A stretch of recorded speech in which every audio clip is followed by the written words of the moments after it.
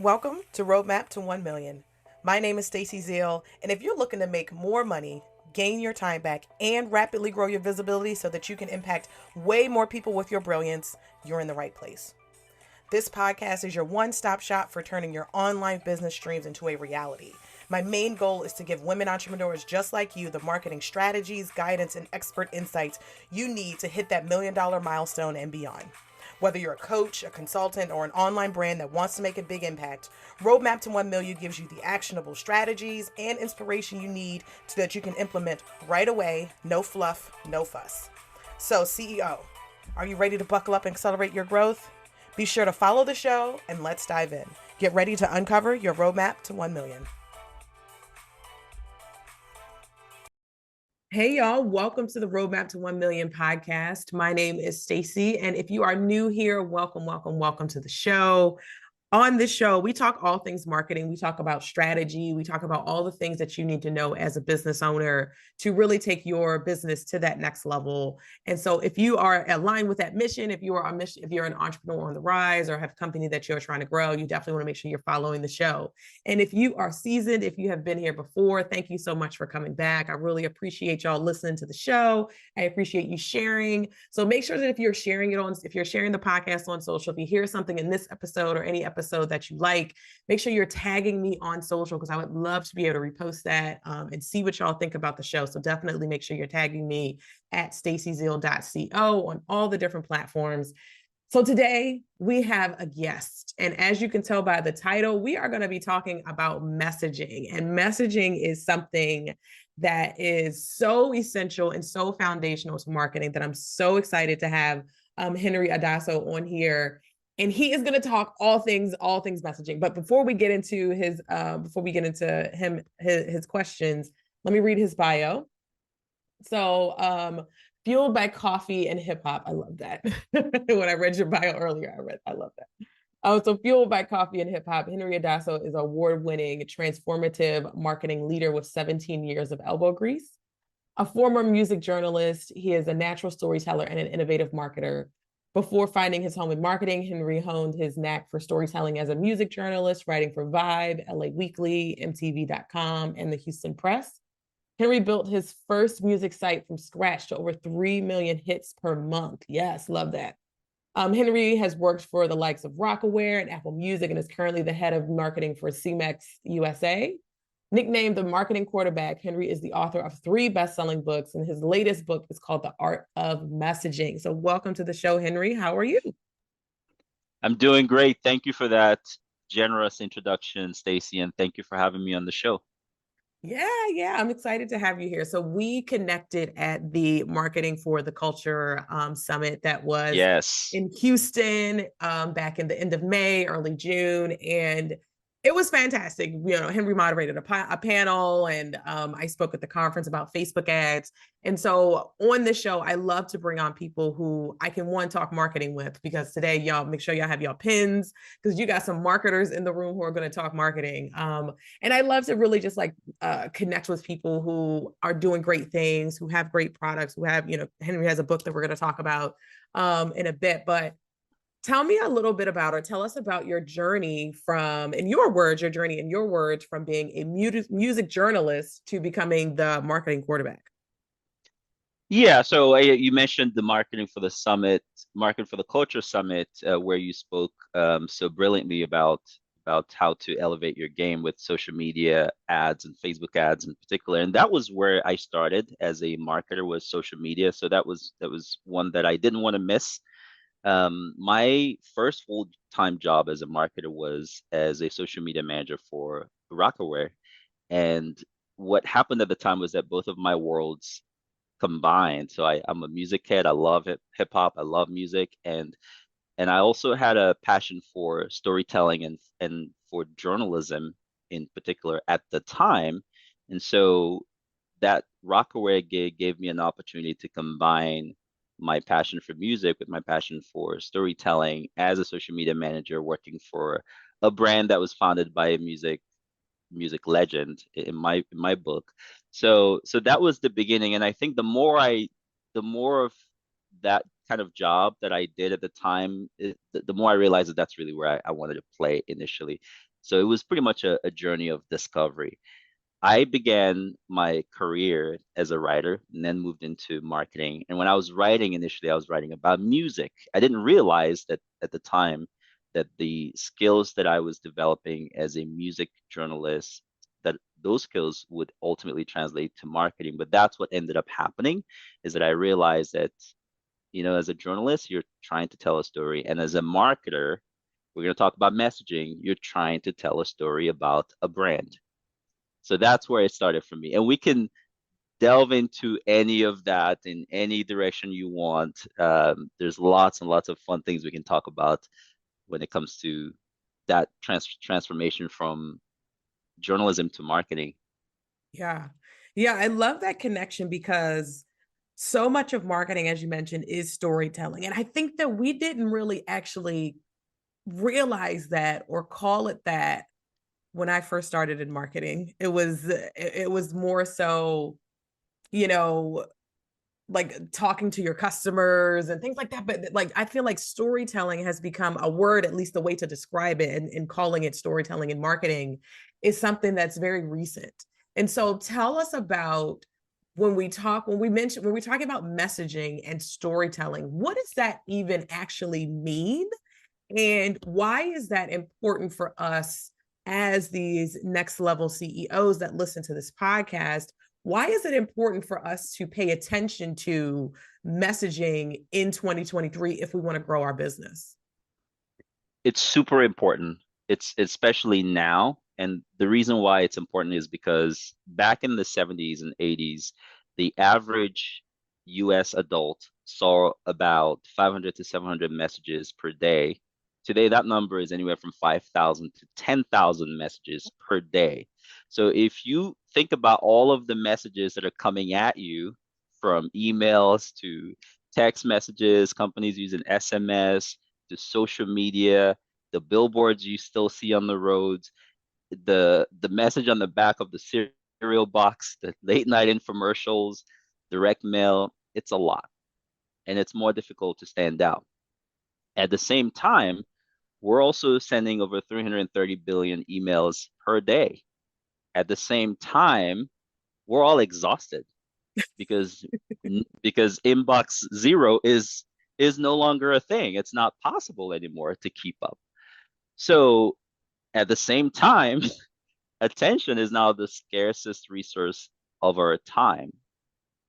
And layered on top of all of this is the evolution of the marketing channels that we've all come to know and love over the last 20 years.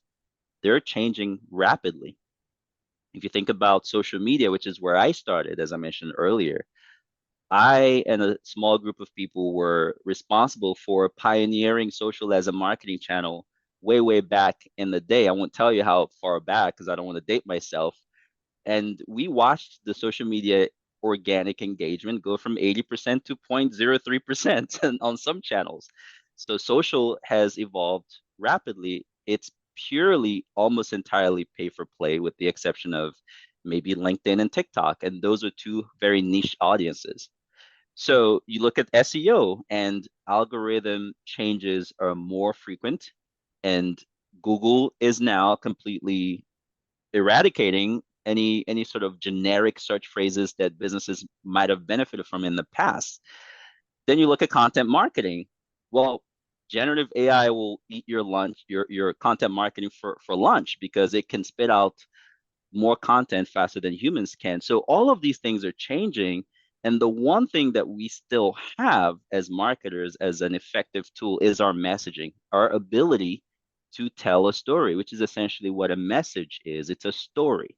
And so we need to get better at that, because there's a lot of noise, there's a lot of competition. And frankly, it's one of the only tools that still works today. So it's super important. Yeah. Now, the other reason why it's important is because it's tempting for us to assume that people buy from us because of the quality of our products and services.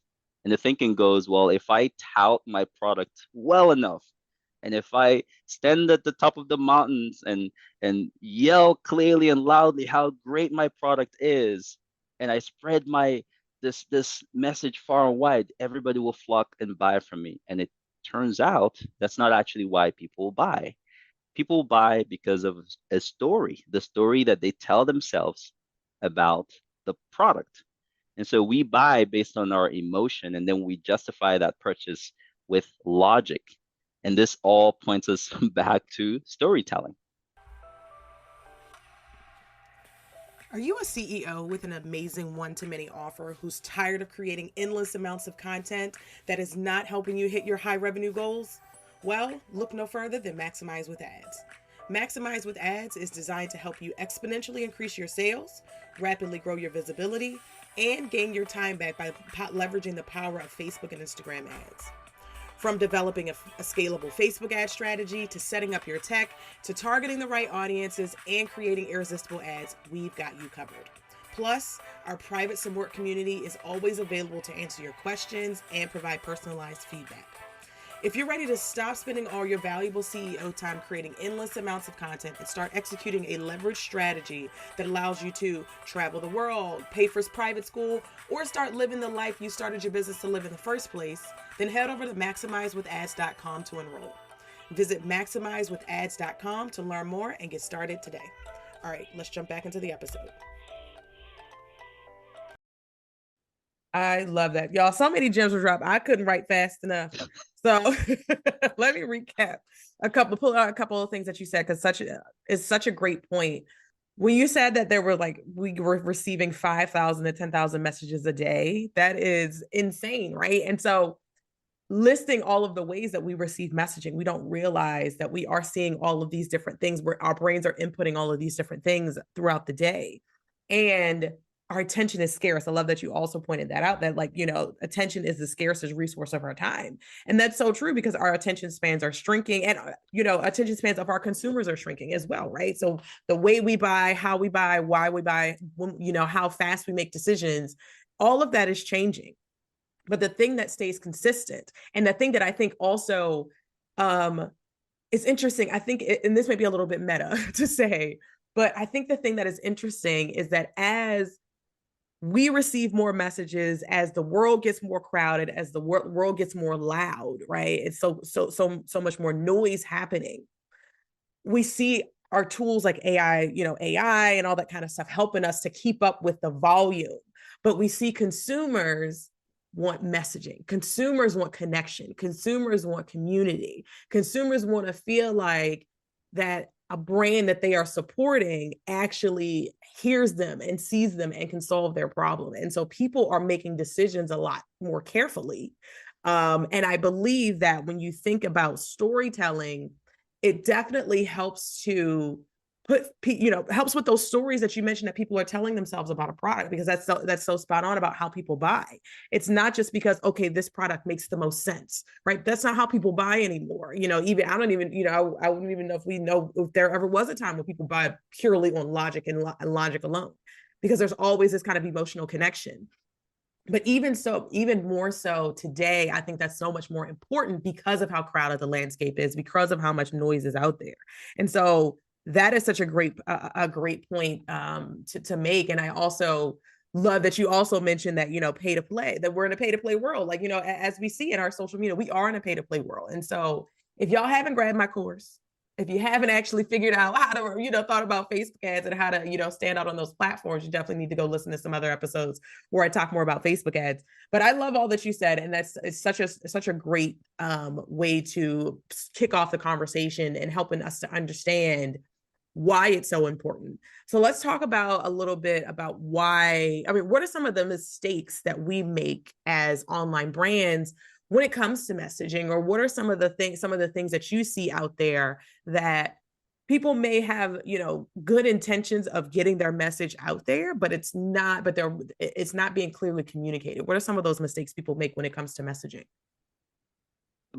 Before I answer that, I just want to make sure that people don't miss what you've just said, which is, yes, there's a lot of noise. Yes, there's a lot of competition. Yes, we're all tired of all the noise and we're all inundated.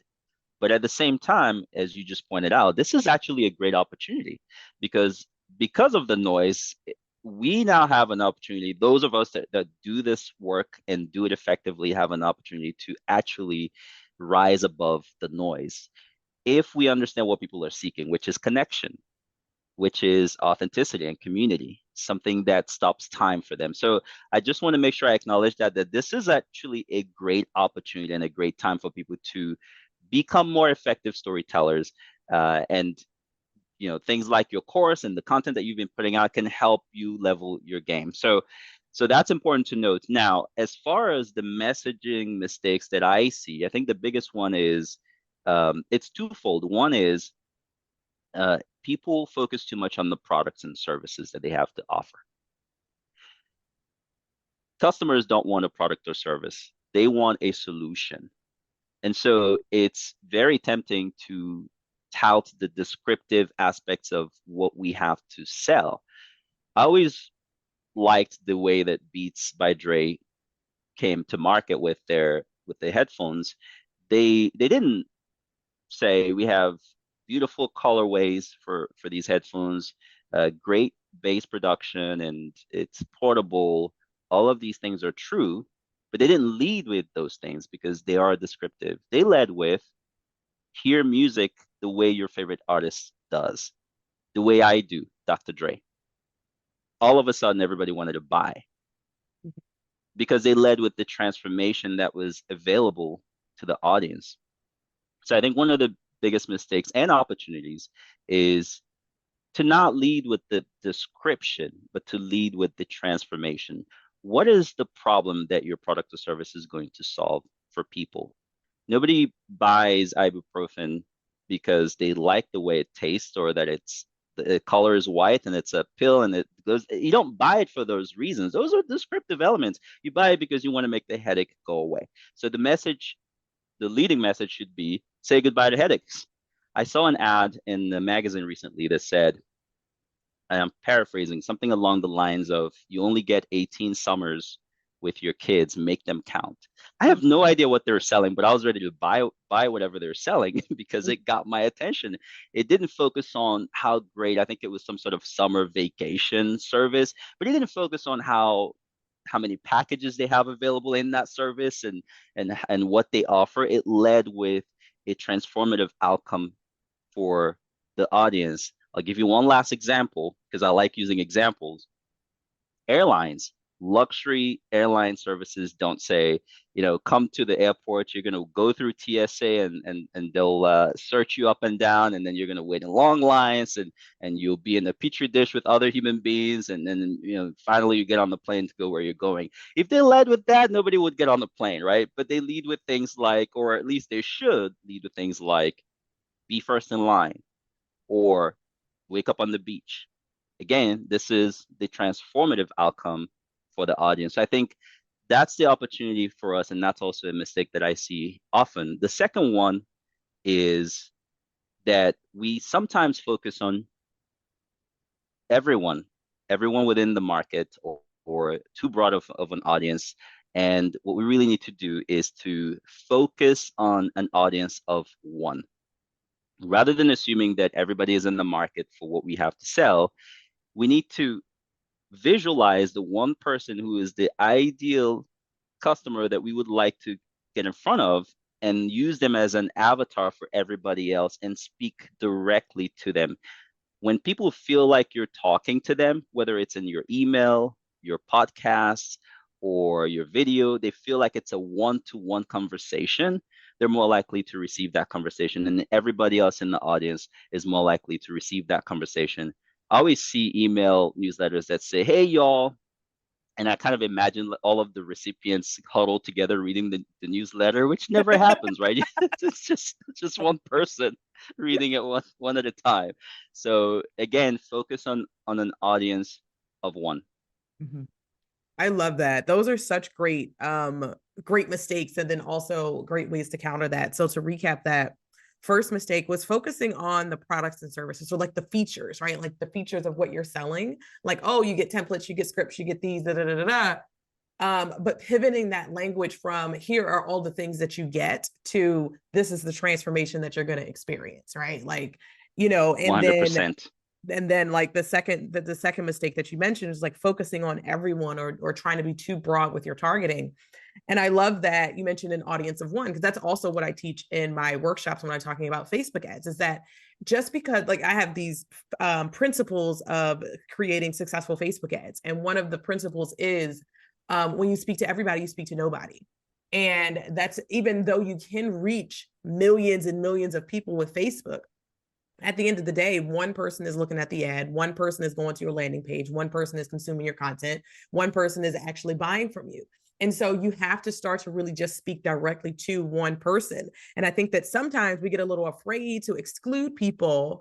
But as we were talking about at the top of the conversation, there's so much messaging out there that you can, that you know, if you want to be able to compete, you have to speak to one person. You have to speak directly to that one person and use the language that they use, because they are bombarded with messaging and their brain is just filtering out stuff that's not important. Oh, that's not important. That's not important. Scroll, scroll, scroll. I'm not going to stop at that ad because that's not important. So if your brain is doing all of these things and trying to filter out all this messaging, speaking to everybody or speaking like everybody or trying to talk to everybody at once is just going to have you end up being lost in the sauce. You're not going to be able to create actual one-on-one connections because you're so focused on talking to everybody that you're excluding the people, that you're not making the people who actually do need your offer and do have the problem that you are trying to solve. You really are kind of excluding them from the conversation, just treating them like they're just a sea of people out there like everybody else. And everybody wants to feel like they're special and that they are heard. And so I love that those mistakes that you mentioned, those tips were really, really good. I have friends who are vegetarians. I could never convince them to eat steak, no matter how delicious the steak is. Yeah. I could tell them it was sustainably sourced. I could tell them it's prime USDA cut, made by a five-star chef. They won't bite, no pun intended, because it's not their thing. So nothing is for everyone. Mm-hmm. Yeah. Yeah. I love that point, right? Like nothing is for everyone. And it's okay for you to target the people who you can best serve, right? Like when I think about, with my course and all the other things that I'm doing, right? I don't talk to beginners too much. And even like, thinking about this podcast, like if you are someone who is just starting out in your business and you haven't made any sales yet, some of the stuff that we say on this show may go over your head because you're just like, I don't know who my clients are. I don't know what my offer is. And that's a part of it, right? Like I'm a business owner. You have a business and all that kind of stuff. So we know it's a part of it, like figuring out who your people are and, figuring out what the messaging is. All of that stuff takes time and it takes testing and it takes intention. But I can't help everybody, right? I can't, give you business 101 and then also serve my audience of people who need that business 301 information. And so it's okay for you to speak directly to your people because your people will connect with you and they're looking for you. They're looking for someone that speaks their language, that speaks directly to the problems that they're having. So I love all that you said. So, what are some of the trends within messaging and in marketing that we should be looking for or aware of in 2023? And we talked a little bit about AI earlier, so I would love to know if that's something that you are watching as far as when it pertains to messaging, and if that fits in with anything, any of the trends that we as business owners need to be aware of this year when we're thinking about growth when it comes to messaging. Two big ones, and I'll start with AI since we touched on that briefly. I think we need to be looking at AI as an ingredient on the list of recipe that we already have and not as the chef. So we have to define our relationship with AI and maximize the benefits that are available to us rather than see it as a threat because it's here and it's only going to get better, Mm-hmm. faster, scarier. So if we can get ahead of it, I think we can start to find ways to use it in a way that's beneficial.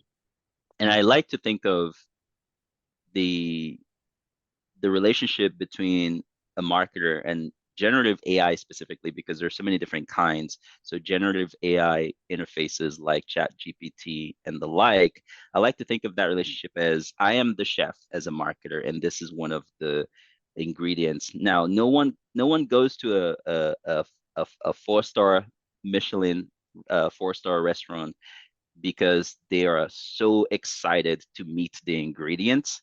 So the ingredient is not the star, it's the chef that they're going for. And I think that if we look at it from that perspective, then maybe we can start to get more comfortable with the idea that generative AI is here to stay. So that's one. If you're creating a lot of technical content, AI can do that better and faster. But if you're creating content that has your story in it, your lived experiences in it, you still have the advantage over AI right now. The second trend that I think we need to be watching from a messaging perspective is connection. So, what people really seek when they go online is not an ad, it's not a marketing piece of content. What they're seeking is the same thing that we seek when we're offline, which is connection, something that we can connect with. So a lot of the content that gets passed around to friends, the things that we DM people and share and pass around to others are things that we connect with in some way. So it makes us laugh, it makes us happy, or makes us go, wow, I didn't know that. Or maybe it makes us sad, but it makes us feel something. So rather than trying to compete by dialing up the noise or dialing up the content frequency, I think we need to be dialing up the connection that's inherent in our message. Yeah. That's definitely, that is, I love those two trends because I think that they are definitely top of mind for a lot of business owners out there. I mean, I know that I use AI and I've done an episode on how I use AI. If y'all want to go back and listen to it, it's in 32, maybe something like that. But I love when you said that it's an ingredient, not the chef. And that's such a great example with a restaurant. It's like, yeah, like if I'm going to go to a really nice restaurant, I'm likely going for the chef. I'm not going because they have the best beef in town, right? Like I'm not going because they have garlic that was grown and aged for 17 years, right? Like I'm going because because the person who is leading the charge has used their skills and their expertise and their brilliance to create something amazing for me to connect with and for me You, and you, amazing for me to enjoy. yeah, you like the way they put it together. So there are people that may come to your channel, one of your many channels, Stacy, and say, you know what? I really like the way Stacy makes this content accessible to me, even though there are other people that play in your space. They're Mhm. like, but I actually like the way she puts it together because I can understand it and implement it. Or I like the way she puts it together because that's where I am in my business journey. As you mentioned, this isn't going to be the best for 101 people. They can get value out of it, but it's going to be for people that are seeking to up level or people that are seeking to get the most out of their Facebook ads, their social media ads, their messaging, what have you. But there are people that will say, you know what, I don't understand any of it. I need to go back and maybe take other courses or pay attention to other content creators first. But that's okay. And that's what we're talking about is we have to be really clear about who it is that we're here to serve. Yeah. Yeah, we definitely have to be clear for sure. And I love what you also said that instead of dialing up the frequency, we dial up the connection because that's definitely something that I think, we can get lost and especially with AI, thinking like, AI can spit out blog post after blog post or all that kind of stuff, which is fine, or it can spit out so many social media posts and that's fine. But if you're not connecting with people and you're not infusing your connection into those messages and into those blog posts and those social posts, then it's just going to become a sea of it's just going to get lost in the sea of content, right? So now you're just creating content after content after content, but you're not actually, seeing your revenue move, or you're not seeing more people be connected, come into your business, or you're not generating more leads or sales because you're not connecting with people. You're just posting, right? And you're just putting out as much content as possible. And I think that or I know that, like, back in the day with social, there was a piece of it, right? Where if you just posted a bunch, you would get seen and they'll be Oh, fine. But that that was was, the strategy in the yeah, early stages of social. That was it. Just be yeah, consistent, post every day, and you will see a high level of engagement. yeah, The things have changed. yeah. Things have Things have changed. shifted. Things have definitely shifted. And things, I want us, CEOs out there and our business owners and our marketers out there to understand that these things shift not because of platforms, but because of people. Like people are actually, your customers are the ones who are influencing these platforms to change. Like I remember when I worked at Zappos and I was meeting with Facebook reps all the time, every week. We were meeting with TikTok every week. And we were able to get into beta programs, things that haven't launched yet, but these platforms, so I see firsthand, these platforms are trying to keep up with us, right? Like we think that we're trying to keep up with these platforms, but that's not really what's happening. These platforms are trying to keep up with us. And if we Mm, say we want deeper messaging and they see that we want connection, that's why you're starting to, that's why how they change their algorithms and things like that. They really, really want us to stay on their platforms and add because that's how they make money. But so if we as a society are like, hey, I want connection, they're going to be like, how do we build connection into our platform so we can keep people on here longer? So don't think mm. that, so understand that yes, these tools are available for us, and yes, they do help us do what our jobs are better. But at the same time, these tools are really, when they're best used and then when they're in their best form, they are trying to keep up with us. And so we have to understand that we influence how these platforms are going to, showcase our content. We So think that the platforms are training us, but we're actually training the platforms. yeah, yeah, Yeah. we are. Yeah, and then that's what's happening, right? Yeah, Like, no, that's it's true. as we crave connection, these communities are building, like these platforms are building, like, how do we build in connection? That's why Reels, really kind of took off. It's like people have short attention spans. How do we give them content in a short, in a short packaged way? TikTok really kind of changed the game with that, with the amount of content that we could consume in a couple seconds. And that help, and our attention spans have shrunk and have been shrinking over time. And so these platforms are like, okay, well, how do we make it so that people are going to stay on our platform even though they have short attention spans? We need to be able to, give them those dopamine rushes of new, or, these snippets of content so that they stay on these platforms longer.